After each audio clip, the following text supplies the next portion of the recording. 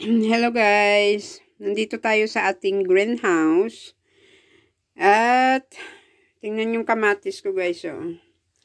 Napakatagal kasi yung summer dito na ulan, kaya parang ngayon lang nakakita ng ang dami pa. Oh, tingnan mo.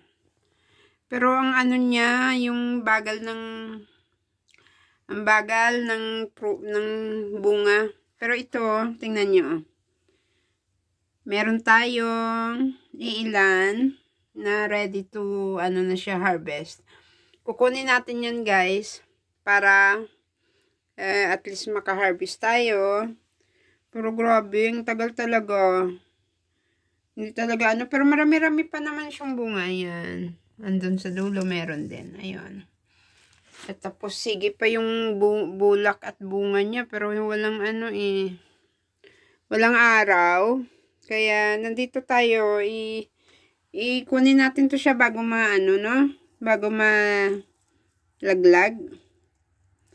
Ang ganda naman siya. Tingnan nyo guys.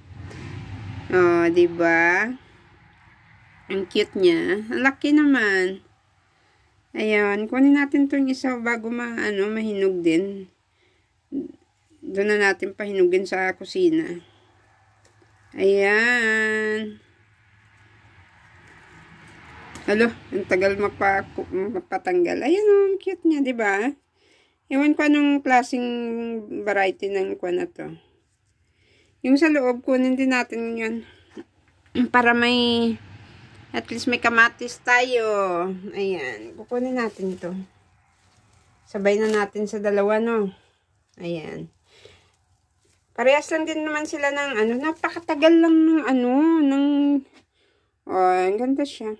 Napakatagal ng kwan niya, ng tawag dito, ng tubo. Yan, diba? Ang galing. Nakatatlo din tayo.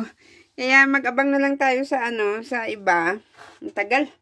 Ito din, pinaglalagay ko na kung saan-saan. Kaya ito guys, yung aking greenhouse, maliit lamang. Ayan. Maraming yung ampalaya natin, di pa yan ready. Tapos, dito may beans tayo. Ayan, isang puno. Sige-sige lang yung bunga. Pero kukunin natin to.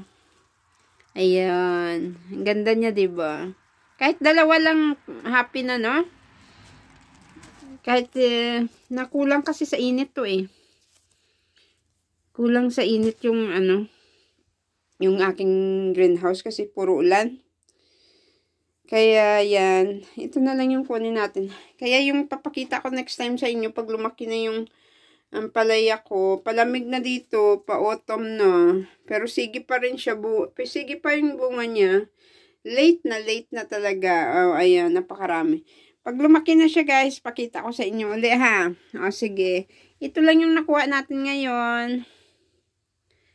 Yung grasya natin, kahit konti, pasalamat din tayo, no? Kaya, sa susunod guys, pakita ko yung ampalaya. Sige pa, bulak, ang ganda.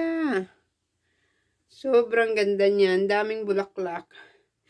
Sabi ko nga parang lalaki yung ko At least nakabunga din. Ayan guys. See you next time para sa ating ampalaya. Okay, bye-bye.